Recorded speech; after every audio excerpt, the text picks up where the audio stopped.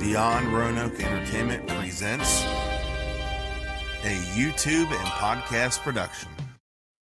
Okay. All right, welcome back to another episode of our podcast.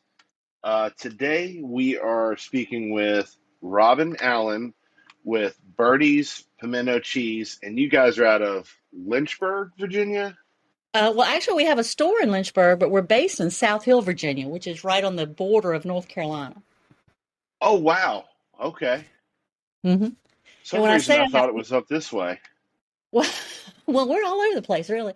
I say we have a store, but what I mean is that we have stores that carry us in the, let's see, you said you thought we were in Lynchburg. I've got a store in Lynchburg. I can't think of it right now. I've got one in Lexington. In Roanoke, Star Hill Pilot Brewery carries us. Oh, okay. I know where they are. Yeah. And then over in Blackstone, there's a little store over there, Annie K's Main Street. Yeah, I looked them up so we could see where we could try to buy a whole bunch of your stuff locally. That's right. That's right. And we're distributed along the I-81 corridor as well, so you can pick us up in like little stores all along that corridor. Nice. Well, just to kind of dive in, I kind of like to find out a little bit about the owners of the businesses we talk to, just kind of get a background on yourself personally, and then we can dive into how things got started for you all. Sure. Well, first of all, thank you so much for inviting me to be a part of your podcast. This is the first one I've ever done on this side of the microphone, so to speak. So it's kind of exciting for me. Well, I definitely appreciate you taking time out. So glad to do it. So glad to do it.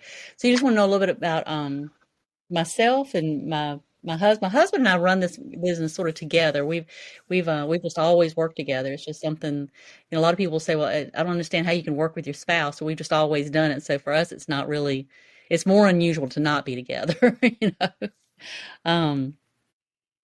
But gosh, I don't know. What do you want to know about? How did you get the passion to want to work for yourself? Well, gosh, that, to have that passion, I think for me, I'm a little bit of a perfectionist. I'm a little bit headstrong. I'm a little bit of, oh, come on, we can do that a little bit better. And when you're working for someone else, you don't always have that freedom where they want, of course you want to do your best no matter what you do, but sometimes when you're working for someone else, it has to fit inside of their vision. And when you work for yourself, we always have said, I wanted to live and die by my own decisions. And that's it's meaningful in a lot of ways, Not every boss will allow you to fail. And without that ability to fail, you can't really push hard enough to see how far you can go. I agree. Yeah, I mean in the corporate world, it's so hard to stretch your wings and kind of fly and see what you're able to do. Yeah, well, because a lot of times, especially in the corporate world, there's a formula. A lot of times, bosses or data people or there's a formula. You pull these levers, you get this result. And I'm sure in a lot of ways they're right, but the real places that we really in business that we really stretch is when we try to go a little bit outside of that box, do something that's a little bit different, because those are the disruptors in the economy, right? Those are the people that are we call it thinking outside the box, but you really kind of have to do that to make those big leaps. Right. Yeah. Kind of, bounce into the walls, create some friction, and see what happens. Yeah, shake things up a little bit and see what happens. If that's constant, you got to do it by the numbers. You don't really, you think about when you ask that question, when you put it that way, I think about Xerox and Steve Jobs. They just were doing it the way they did it, but he saw something different. Right. He saw big possibilities and then took it to his garage. Right. Exactly. I mean, entrepreneurship is definitely the backbone of the company, just because, or the company, excuse me, the country, just because there are entrepreneurs all over the place in different walks of life, and everybody's got a different product. Even if they're somewhat similar, they're different. Exactly, exactly. And it's easy for people to say, that kind of makes me think of competition. People sometimes get nervous when they think of, two people doing the same sort of thing. Well, I didn't want to compete with you. I always say, competition's a good thing. You really can't compete with me. You can't, because you can't be Birdie. You can't be who I am. Right? But that Competition will breed success. exactly it does, and we can both, and both parties can be successful, but they'll be different at the same time, even if they're doing the same product. Right, exactly. I mean, there's no better way to thrive and to come out with different products over the course, than having somebody neck and neck with in the same Yeah, because lane it's as you. exactly, and it kind of sparks new ideas. And I've even seen companies that are doing almost the exact same thing work collaboratively, and both of them get bigger for it. You think about what's the chicken fight going on right now, the chicken sandwich fight between Popeyes and who's the other one? I can't think of who it is, but Oh it's yeah, it two seems like companies that they're everybody's saying I've got the best, right? So everybody's trying, they're like, wait a minute, I've got a good chicken sandwich too, and so like everybody's doing this chicken sandwich to say, well, which one's the better? But everybody wins. Everybody's selling more chicken sandwiches. exactly. Mm-hmm. So, just out of curiosity, what made you all pick pimento cheese? Well, I wish I could tell you that I was smart enough that we sat down and said, I believe pimento cheese is an underserved product in our market. I really wish I could tell you that, but that's just not what happened. For us, I really got to say, I guess we were just bored. My daughter had just gone to college, and we just were like, kind of, what are we going to do? And we had been part of we're pretty involved in our small town of South Hill, and we had both been part of the revitalization committee that started in our downtown. And one of the things that revitalization and Main Street projects do is they sort of promote this idea of starting a farmer's market, because that farmer's market creates community, and it creates a gathering place, kind of an organic kind of way, not so forced and not really pushed, but it's really very open. So since we had been a part of the bringing a farmer's market to our community, my husband was a very avid shopper. Well, for me, I was glad it was there, and I would go if it was like 11 o'clock or so. But I wasn't one for getting up early and showing up and to be a shopper. But he definitely was. He's the one who really just it was just I just want to know what is it like to be a vendor at the farmers market. That's what he wanted. And ever the supportive wife, I was like, sure. And the long story is that he planted cabbages. I'll tell you this is the long story. He planted cabbages, and I was like, well, honey, that's not a lot of cabbage you got there. And he said, well, I just want to go for one day. I'm not really interested in, being a vendor forever. I just want to know what is it like. I want to know what that experience is like. And so he had about 36 cabbages. And I was like, well, I guess one day that'll be enough. That'll be all right. And as those little cabbages grew, our hound dog would pull them up and eat the little baby cabbages, and he would eat them. And my husband would be so upset as he came home every afternoon. There were more dead cabbages in the driveway, and after a while, he had no cabbages, and he was just distraught. And so, really, I'd been playing around with a pimento cheese recipe. I'd made it for a long time, and the way that we do ours is we do a lot of flavors. Our tagline is that we're a curious twist on tradition, and that's because that comes out of me being a curious cook and interested in what are different combinations doing, what are different people doing with their recipe. And so I offered. I said, "Well, honey, I can make pimento cheese. You just want to go for one day? It's not a big deal." And he was like, "Really? Would you do that for me?" And I said, "Sure, sure." So we called down to the farm to the folks that were running the town office, and told them we wanted to be a vendor. And the lady that answered the phone, she said, "Well, you can't just show up and sell pimento cheese. You've got to have a permit." And I said, "Oh, well, how do you do that?" And so she made some phone calls, and I made some phone calls, and ultimately we discovered that we were governed by VDAX, the Department of Agriculture and Consumer Services and their dairy department.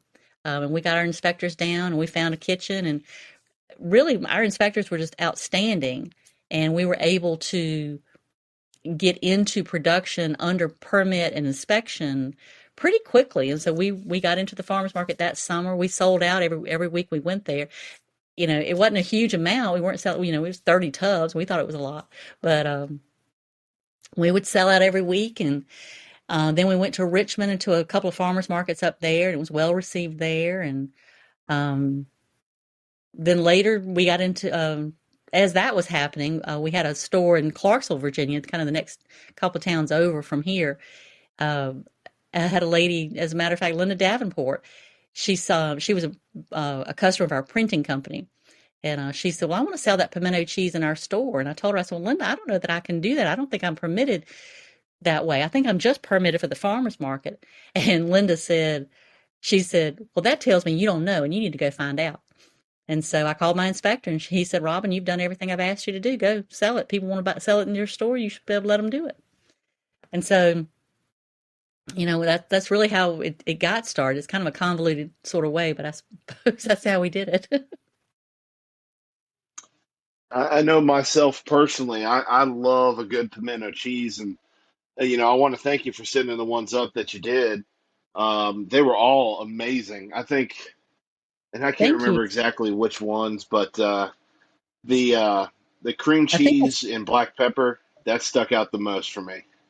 Yeah, everybody kind of zeroes in on a favorite. We do 5 year-round flavors, and some people say to me, "I didn't know there were flavors of pimento cheese." But I think that comes again from being that curious cook. When you get to talking the language of pimento cheese, everybody has their own recipe, and you. I don't think you can just throw everything into a pot with cheese and stir it up and have pimento cheese. So we kind of pulled it apart a little bit. Well, this friend of mine puts cream cheese in theirs, and this friend of mine puts red pepper in theirs. But for me, those things didn't really go together. So now we have two different flavors: one that's cream cheese and black pepper, and one that's smoked Gouda with roasted red pepper. And that's kind of the way we explore it. I sometimes say that Eskimos have 200 words for snow, and I have 8 flavors of pimento cheese. And it's a great product. I mean, it's a good market to be in, I would imagine, just because when you go to the store, the box chain stores or even the smaller stores, you usually only find the one flavor and just different varieties of that flavor. Yeah, yeah. A lot of times, because people will say to me, "Oh, well, then," because I have our classic flavor. For me, that's the flavor of pimento cheese, traditional. It's begins there. And a lot of times people think we've just taken that as a base and we just add these other flavors, and that's not the case at all. We really build each recipe separately. But we don't try to overcomplicate it. I think that's another thing that has a lot of appeal for our buyer is that we're not fluffing it up. We're not making it something it's really not. It's pimento cheese, and it's good in its simplicity. Right. So And I feel like, with your all's product, it has things in most everybody's daily life that they use not on a regular basis, but throughout the course of one's life. Use the cream cheese, use pepper. A lot of people like yeah, Gouda, especially smoked Gouda. I mean, it's very simplistic, but a lot of the time simpler is better. yeah, really. Well, I like to say that our flavor names aren't a mystery. They're not. You know exactly what you're getting. You understand it. You understand the jalapeno pimento cheese is going to be hot. It's going to have that jalapeno flavor. And the garlic parmesan. You understand it. You understand it as separate from the jalapeno. So, like I said, we didn't take the classic and just throw jalapenos in there. We built the jalapeno recipe separately from the classic. So that's why you have an entirely different flavor profile. So what goes into the process of, how do you guys make it? Do you guys um, package it yourselves?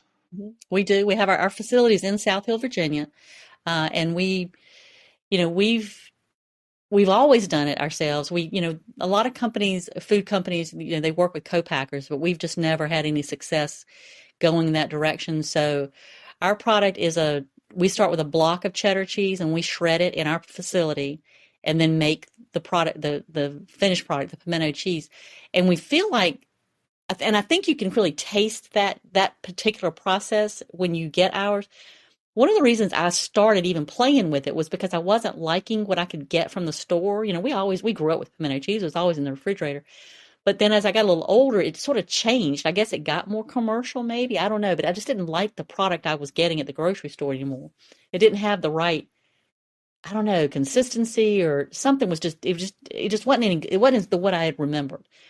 And I thought to myself, well, how hard can it be, right? And so but we shred our own cheese, and by doing that, that flavor can get into the shred. So it's a deeper flavor, you know. And then because that shred doesn't have any kind of coating on it, because when you buy pre-shredded cheese, it's got a little coating on it to keep it from getting too packed back. You know how it'll kind of get sticky. And so they put a coating on Yeah. it to keep that from happening. Well, if the company is using a pre-shredded cheese, that means those flavors can't get into that cheese shred. And so you don't get that deeper flavor. And we Now, think I'm sorry, go ahead. we think that's one of the things that separates the flavor profile in our cheese from other, box stores. Do you guys use aged cheddar? I'm sorry, you broke up a little bit there. I'm not sure I caught all of that question.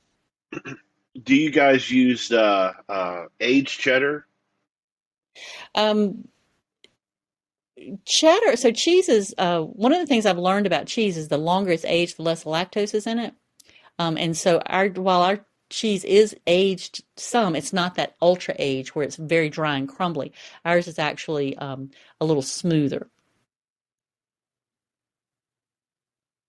Okay, I was just curious because I know, um, you know, aged cheddar definitely has its different profile as well.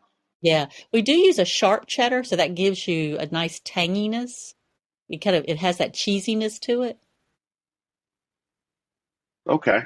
But something I had learned working in the different farmers markets, somebody had come to me and they had told me that they were lactose intolerant, but if it was an aged cheddar that they could tolerate, because somehow or not the lactose, I don't exactly know how that works, but somehow that's less intrusive on their system. Right. Um, Now, as far as like the process of making each individual flavor, is there different processes for it, or is it pretty much similar? Or The recipes are each individual, but there are minor changes in how it's processed, but it's pretty much the same. It's pretty much I've always thought of pimento cheese as, if you have shredded cheese, mayonnaise, and pimentos, you've got pimento cheese. I mean, that's your three basic ingredients. You've got to have that. But beyond that, you can build your profile out separately. So the mixing process changes just a little bit. Cream cheese is a little stickier, so we have to make sure it gets incorporated well. We kind of process it just a little bit differently. In that same one that the cream cheese and black pepper, we take the peppercorn and we actually grind that ourselves. So it's a fresh ground pepper that we're adding to that. But in the oh, that's classic, awesome. yeah. So, but then asking that question. So then in the classic, you'll see there's a black pepper in the classic as well. But there we do use a box pepper because it has a softer flavor. That it's not a bite the way that the fresh ground is, and it's subtle. It's for sure a subtle difference, but I think it's worth it. Oh yeah, I mean at the end of the day, the flavor profiles, even though it's a similar product, it is very different.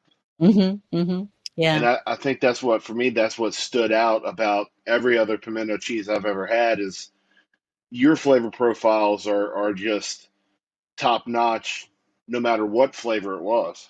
Yeah, I've got fans, buyers that will go into stores and pick up one of each flavor. The store owners tell me that they're like, I can't believe somebody walked out here with 5 tubs of your pimento cheese. But that's because, every member of the family wants something different. Inevitably, that's what it boils down to. Mama wants this flavor, Daddy wants that flavor. Baby brother wants this one.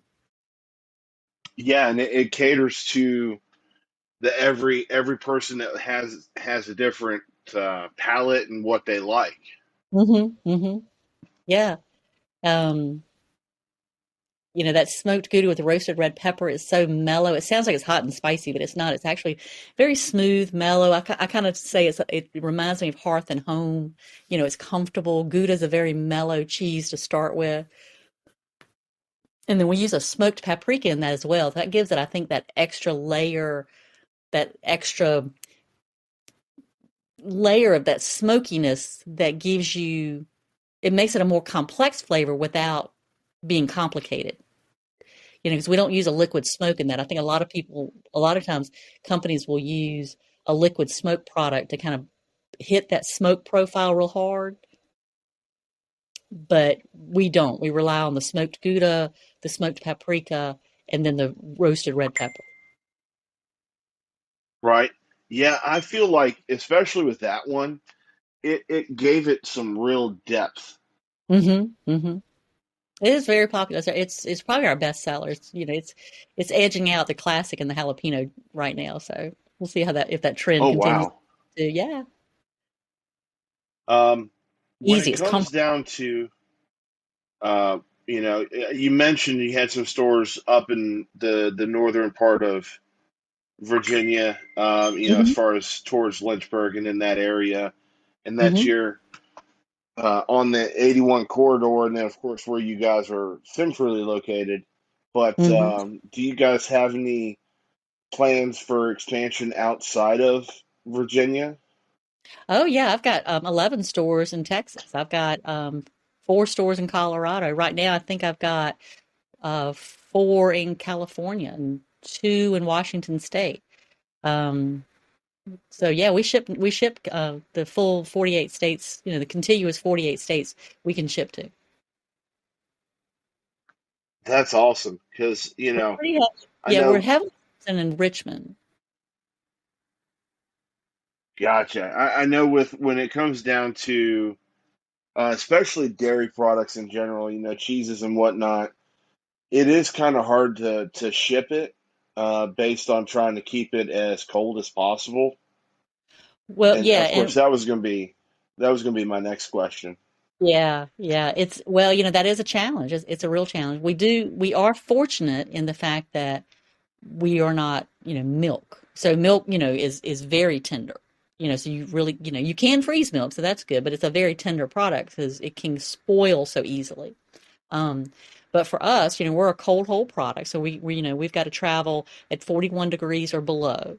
And then and we shipped some product to you, so you saw how we package it. We've got a cooler, we've got ice packs, and then we pack that cooler based on the average temperature of the United States, so that like in the summertime, we add more ice packs to it. But if it's a cold, if it's, December is just a lovely time to ship pimento cheese because it's cold outside anyway. But we're shipping to California, so we can get it there in 2 days in temperature. Nice. That's Hmm. amazing. Because Um, see, I'm one of those people, I have to know. I can't just guess. I can't just go, yeah, this is going to work. Sure. I'm one of those that, I have to. I've got family on the West Coast, and we shipped pimento cheese to them with thermometers, and they opened them and sent me pictures of them. So I knew it was going to get there in good condition. And if I ever, if I have a store, on the rare occasion a store will get a box that something's happened in the shipping, then we can just replace it. That's not a heavy lift. right. And Hmm. that's, it's amazing that being able to ship things one that quickly and two, to ship the kind of product that you guys have and keep it one consistent temperature. That's just amazing to me. Well, like I said, when we started this business, we had a print shop before, so we had done a lot of shipping. We had a lot of shipping background. I often say that everything I've ever done in my life has been getting me ready to be Birdie's Pimento Cheese. So we had done a lot of shipping. We had worked with a lot of shipping carriers. We knew who could be consistent. Because again, South Hill's in a rural area. If you're in Richmond, Roanoke, you've got some choices that we don't have.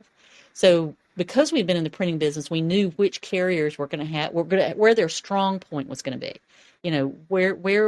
Who was going to be stronger in the different areas. The post office is really strong in getting something there economically. They're not always strong at getting it there in the time. You give up for the economy, you give up the time. You know what I'm saying? So then when you go to like FedEx or UPS, you another trade-off. And since we already had a good understanding of how the players played, so that helped us make some decisions going forward. And again, like I said, I wanted to just learn new things. I just didn't know it was going to be about refrigeration. Yeah, and it sounds like, even as simple as you've explained it, it can be complicated to a degree. hmm But once you can Um, break it down, like any process, once you break it down and figure out, what are you trying to achieve, you know, and then what are the factors that move that needle? right. So as far as coming up with the product that you did, as far as the different flavors, other than, say the classic, was there a process behind it? Well, again, my daughter had just gone to college and I'm a curious cook, and my poor neighbors, luckily they like to eat because we were really just making pimento cheese combinations. And then when I would go visit, I go, "Oh, here, try this. Eat this." Because then we just had little tubs of cheese everywhere because I was just playing with flavors. The garlic parmesan. When we first started, it was probably the cream cheese and black pepper, the jalapeno, and the garlic parmesan. I think those are the first three flavors we did. And at that time, I was actually pulling the seeds and the ribs out of the jalapenos before I chopped them because I like the flavor. Because jalapeno has flavor, not just heat. It has a Right. green vegetable flavor to it. And that was really what I was more curious about, having that flavor. And then my customers again, the farmers market is the best place for a new business to start because you get a focus group that you could never pay for. They're right there. They're immediate. They tell you exactly how they feel, and you can make an immediate adjustment. And in the next week, find out how did it play. So in that particular instance, what I had was people coming back, this is really good, but where's the heat? You're saying jalapeno, but there's no heat because I was working to remove that. Um, Now I cap that pepper and we chop it. Everything's in there. And, it's got a really good heat. It's a little dynamic in the fact that in the summertime, I'll be getting a more local pepper. So it'll be a hotter pepper. And then in the wintertime, it's coming from a little bit, my source is, they're not, it's not a pepper that can stay on the vine long enough to get really hot. And so it'll be a little less hot in the wintertime than it is in the summertime. Gotcha. It's amazing how that kind of thing plays out, especially when it comes to peppers. Yeah. Well, and the really cool thing again about the farmers market was that we had a vendor there who actually showed me how to look at a jalapeno and tell if it was going to be a hot pepper or not. Oh So wow, that I didn't know there was a way to do that. that was a game changer because then when I'm picking peppers, I can look to say, okay, I can pick out the hotter peppers to get it so that How do you and I tell that? okay, so this is how okay. I don't know if I can describe it so you can okay. If you look at a jalapeno and it's got that beautiful glossy kind of skin, right? And it's green, it's that perfect kind of jalapeno green. The more perfect the pepper is, the less hot it will be. So if you've got a pepper they look like stretch marks. I call them, I say striations. They're like lines and they're kind of ivory colored and they'll run from the top of the pepper to the tip of the pepper, from the stem to the tip. and they'll be kind of dashed and along there. And when you so that pepper, what those lines are, they're basically stretch marks. The pepper has been on the vine in the sun long enough to have grown, and it grew fast enough that it kind of stretched. Well, then it stayed on the vine long enough to kind of then get to that right point. That's a hotter pepper than the perfect pepper. The one that's perfect with no blemishes is not quite as hot. I did not know that. It was a game changer. I'm gonna have to start looking for that now. And once That's you amazing. see, well, if you follow us on our on social, I'll tell you what I'll do. Um, I'll post the picture. I have a picture of one that's really good and marked up. You can really see what I'm talking about in that picture, and I'll post one there. You can find us on Instagram, Facebook. Those are our two big social medias that we do right now. And is it Birdies Pimento Cheese? Mm-hmm. Yep, on Facebook Oh, and okay. on. Mm-hmm. So something I was curious about is where did the name come from? That's a great question. um, So my first name is Robin, and even my mom was like, "Well, who's Birdie?" And so I'm Birdie because my first name is Robin. And when my niece was pregnant, and everybody was getting their family name, and they were picking out their grandma name, are they going to be Gigi? Or are they going to be Gigi? What are they going to be? Um, my niece, I think, was afraid I was going to feel left out because I didn't have a nickname. And well, you know how nicknames are. If you're not careful, you could be Fruit Loops. So I decided I needed to pick my own nickname. And so I chose Birdie for my niece. Nice. That's definitely not what I expected. That's definitely a very interesting name, and of course, it fits. It doesn't it though? And then if you go back just a little bit further than that, so there's one of my favorite movies is Hope Floats with Sandra Bullock in it. Okay, I know that one. You know, okay. And so in that movie, she's called Birdie. And that's all she's called is Birdie. They never reference her actual given name. And so I don't know, I probably watched it, I don't know, 12 or 15 times. And about that time, one of the last times I was watching it, I thought, wonder what her actual name is, 'cause she doesn't, probably her mama didn't name her Birdie. That's a nickname for her. This is a good Southern nickname. And I was sat there and I thought, well, it was probably Robin because that makes sense, right? It usually is a derivative of Roberta, which is also a play on Robin. That's interesting. I totally forgot that's what they called her in that movie. Uh-huh. And I just thought it was a good Southern nickname for a woman. Because, my husband's name is Bubba, so we had to be Bubba and Birdie. Not to mention when you see that on the shelves, I mean, it definitely stands out. Thank you. And I love the packaging too. I mean, it's simple, but yet it stands out for me. Mm-hmm. Mm-hmm. We worked hard on that. We really did. We were definitely going for some particular goals. I wanted each flavor to be I wanted it to be the big brand that I wanted it to look like the big brand I want it to be, you know? And so I wanted it to be every flavor to be very recognizable so you wouldn't get confused. I want the smoked Gouda with roasted red pepper. Oh, I picked up the classic. You're not going to get those two mixed up because of the way the packaging is. Right. And I know, once my wife and I started diving into them, you can tell that there was a lot of care and love put into the way they were packaged and the fact that they weren't made in this gigantic manufacturing warehouse Mm-hmm. Mm-hmm.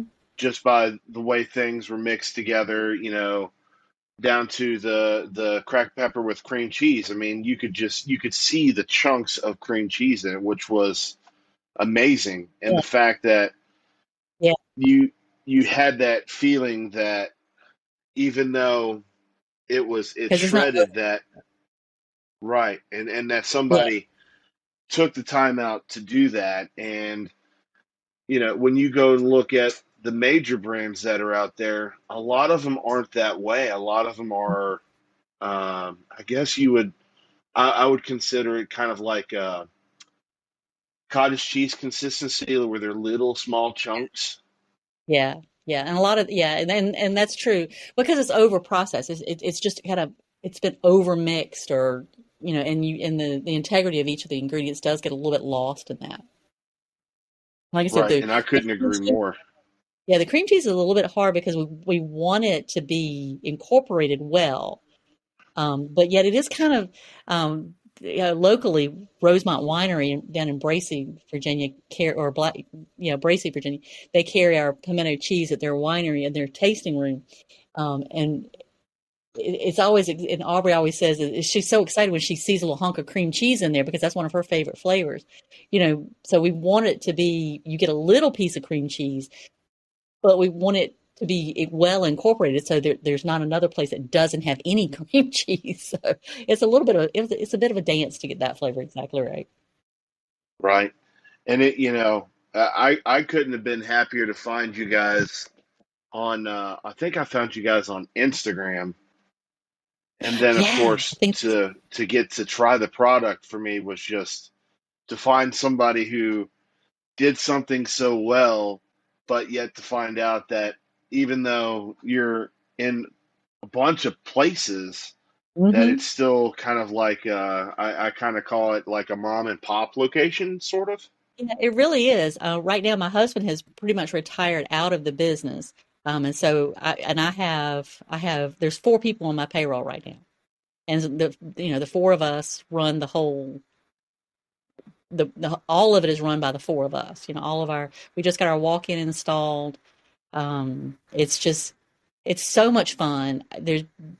I have a better vocabulary than saying that, but I'm like, it's just so much fun. It's a ball. This business has just been so joyful. I get to meet the most incredible people. I get to do the most interesting things, and it all revolves around food. Which I mean, you can't that it just couldn't get better than that. Right, and for me, the other side of that too is where can you go to a store and find a product like what you guys offer? One, I think for the value, and two, that's it's local enough, but yet it's still one of the best things that's out there. Thank you. Yeah. And it's hard to do, especially when you have these major manufacturers that are everywhere, Well, but they don't have Virginia's. any flavor. Yeah, the big ones, yeah, they do struggle. But Virginia's finest, that's part of the Virginia Department of Agriculture. That's their marketing arm for all of the consumer packaged goods that are produced in Virginia. That is a great place to really find those food artisans that are based in Virginia, and they're all over. I mean, you guys are in at Roanoke, and there's companies there. There's all up through Charlottesville. Richmond is full of people with great ideas that want to just try one more thing. Yeah, and it excites me when I find somebody that has a good product and that I get to try it, even if, like where you guys send it to me, or we'll be walking through Kroger or Walmart or whatever the case is, and find something that I've never seen before, and then I gotta try it. It's one of those. Hmm. Yeah. It And like I said, just it food. sticks out. And food is just fun. And when you can go in some place like Star Hill and pick up a product made, and they have been just so marvelous that we're in I think we're in all of their stores, all of their tasting rooms. So anytime you go to a Star Hmm. Hill, you can usually pick up a Birdie's, you know, and it pairs very nicely with beers. I always say that our pimento cheese is familiar because you kind of know what pimento cheese is, but it's exotic also in the fact that you've got this variety. So even if you sit down and your friend is like, "Oh, I want something hot and spicy," well, you've got that, and you've got another friend that's like, "Oh, I don't want anything spicy." Well, you've got that too. And so just like there's lots of variety in the craft beer industry, we have lots of flavor as well, and that's what makes that Yeah, and pairing I so haven't. nicely. We've Go ahead. I'm sorry. and we've got we're in that's okay. We're in we fit very well in winery tasting rooms, craft breweries, and it's just a nice way for folks to have a little nosh, a little something to go along with that beverage and that laughter and those friendships that they're making. Yeah, and to do something that is it's fun and you love it. I mean, that's not work. That's just it's good, wholesome fun. I mean, if you can't go to work and have fun, you know, Right? Well, you should at least take pimento cheese with. That'll make it a little bit better. yes, exactly. I love what you guys are doing, and it's just phenomenal. It's great to meet people like you that are carrying on the American dream and shooting for the stars with what you like to do. You know, it's Yeah, hard to thank you. find these days. Yeah, thank you so much. We like I said, we love it. We've got people ask me sometimes, well, gosh, you've got 8 flavors. We have 8 flavors that will run throughout the year. I've got 5 year-round flavors and 3 seasonal flavors. Around Christmas, we'll do an olive, a green olive. This spring, we'll come out. We'll release our onion dill coming up in the next couple of weeks. We'll release our first onion dill, and then the first of this year, and then in the fall we do a ghost pepper pimento cheese. Now that one is almighty. It will check your box. If you're looking for hot and spicy, that is going to do it for you. Um, the terrific thing about the ghost pepper pimento cheese is once you get past that big heat, and you definitely have to get past that, you can start tasting that pepper in a way that you've never been able to otherwise because it's so hot. Ghost pepper is hits about 1 million on the Scoville scale. So it's so hot, you really don't get a sense of what that pepper tastes like. But when you have it inside the cheese, once it's in there, and we're not using so much of it, but it's hot, you can actually get that kind of floral note that a ghost pepper has, to the point that you can start recognizing it when you get in other food, when it shows up in other places. A Yeah, jalapeno and has, yeah, because a jalapeno. it's crazy because Have you the ghost pepper is just it's a have you very had? flavorful thing. It is. It's spicy, but there is a flavor there that's unique to the ghost pepper. Like a jalapeno has got like a green vegetable flavor, and then as you go up the scale to a habanero, it's going to be more citrusy. So it actually changes a little bit. And as you keep going, each one will have a little bit different flavor. But as you get to that ghost pepper, like I said, it's a perfume floral. That's the only way I can really kind of describe it, because it's not fruity. Some of them are a little bit fruity, but this one isn't. It's unique to the ghost pepper. Yeah, and it's I didn't know that you guys had that. Yeah. And it's for me, you want to have something if you're looking for hot, and I love spicy things. You could. I've sent you It's some. you got to have the combination where it's hot, but it's not so hot that it kills the flavor in anything that it's in. Exactly. Yeah, I've had friends before that when they cook spicy, I like spicy, but it's so hot it actually tastes burnt. It's like it's too there wasn't a flavor profile built. It was just spicy. And so Exactly. this ghost pepper pimento cheese is different in the fact that you can taste the pepper. You got to get past the heat because it's almighty. Don't get me wrong. I mean, it is hot. You know, I I've got people that are just clamoring for it. It's a cult favorite. Um, but then I've got other people that are like, please don't hurt. They're scared of it even. But I think when it comes down to it, when people hear ghost pepper, they just think, "Oh, golly, it's going to be hot." well, I mean, I think you want it to be hot. If it's not hot, I mean, it's almost like the where I was, dialing that jalapeno down before. They kind of like, well, where's the heat? I mean, I'm almost disappointed. Right? And it does defeat the purpose, Hmm. of adding a pepper to it, especially something like that. Hmm. Have you thought about trying to do one with the Reaper? So the Reaper is actually, by understanding, I don't want to come off as a pepper expert, 'cause I'm not sure I am, but the Reaper is actually a hybrid. And so for me, which I mean, there's nothing wrong with a hybrid. There's nothing wrong with cross pollination or anything like that.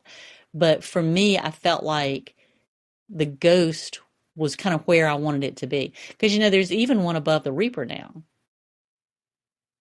I can't remember the name of it. I, Because that's the I know Carolina Reaper. they've got a few. Yeah, because then that's how they're doing it. So the ghost pepper is the hottest natural pepper. and the others they're cross Gotcha. pollinated. From what I understand, from what now, and again, I don't want your listeners to be like, "Oh, she's completely wrong on that." I'm wrong every day. I could be wrong, but from what I understand, that's actually kind of a cross pollinating or a hybrid type, you know. And then there's another one that's above that that's come out in the last couple of years, and I can't think of it because that's the Carolina Reaper. What's the other one called? I think it's the Pepper X, maybe. Is that it? I kept thinking I something X, think. but it could be the Pepper X. But that's how they're And doing that it. one is killer hot. Yes, yes, yes. You know, but I mean, I've still got flavors. I got flavors I don't even bring to market. So, you know, so So we have like you mentioned that you're on Facebook, Instagram. Do you have a website people can go check out? we sure do. Birdies Pimento Cheese.com, and I've got a new map on there. It's not 100%. It's not working 100% the way I want it to. So it might be a limited information. But it can give you an idea of how far we ship. Because you will see the stores, like, you know, you can see the dots where we've got stores in Texas and Colorado. In Colorado, there's a store called Gather. And the gentleman that's running that store is actually from Culpeper, Virginia. And when he ran across our product, he was like, "Oh, I got to have this." So that's how that happened. Isn't that fun? That's interesting. That's a small world. I know. It's fantastic. We've got a store in Ocracoke, North Carolina, from a man who was living in Mechanicsville, and he retired down at Zillie's Island Pantry, I think is the name, in Ocracoke, North Carolina. Um, he was in Mechanicsville, and he retired to that area and bought this little store, and that was his retirement business. And when he reached out, I said, "How did you find us?" And he had been picking us up at a store a similar store in the over on Knuckles Road, bottle. Wait a second. The Wink. The Wink is over on Knuckles. Okay. So you're in a lot of smaller stores, but yet you're all over the place. Yeah, all of our stores were not in any of the chains. I mean, I'm not saying we'll never be in a chain, but right now, we're not in a Food Lion, we're not in a Kroger, Walmart, none of those. We really come from small business. You know, my dad was a truck driver. He was a small business operator himself, him and my mom. My husband, his mom ran a drapery business. We ran so we come from small business. That's what we are. And so it's more meaningful. You know, it just when a store owner says to me, "Robin, when that customer walks in the store, I know," and they go over to my case and they pick up 5 of your tubs of pimento cheese, I'm just blown. They're excited. I know that's what they're coming in here for. It's exciting to me, and that just gives me a thrill. You know, we in the Williamsburg area. We're in the cheese shop down on in Merchant Square over on Duke of Gloucester Street. Do you know what I'm talking about? Down in the colonial part of Williamsburg. Yeah.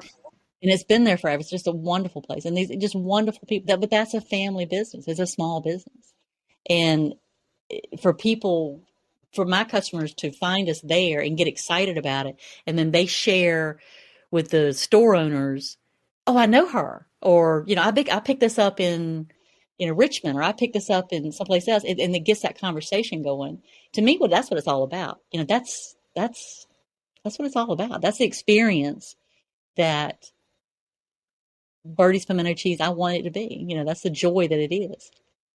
And small business is everything especially to the economy. I mean, without small businesses, you wouldn't have, a lot of the growth, whether it be, craft beer area or, just the Well, small it gives business in general. well, it does. It gives you a sense of place. When people talk about, why do you buy local? And it doesn't really matter where your local is, but it does give you a sense of place. So when you come, when you find us in the Charlottesville area, you see us in like if you go to Springhouse Sundries in the Dairy Market in Charlottesville, and you go in there and you're in this full experience. That's what I want my customer to be a part of, to connect in a way that is more than just pimento cheese. Right.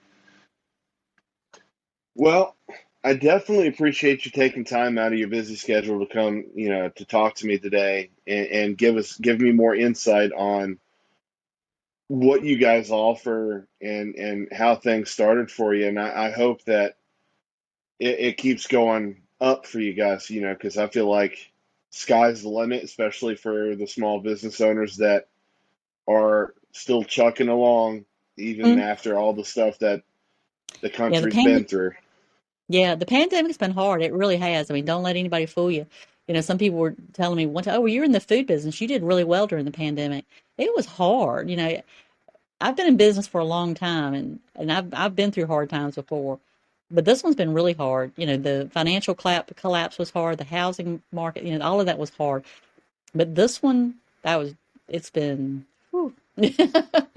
But, you know, Yeah. just when you find a small business owner that was in business, you know, 2019 and they're still in business, you know, clap them on the back and tell them they did a good job because they've done something.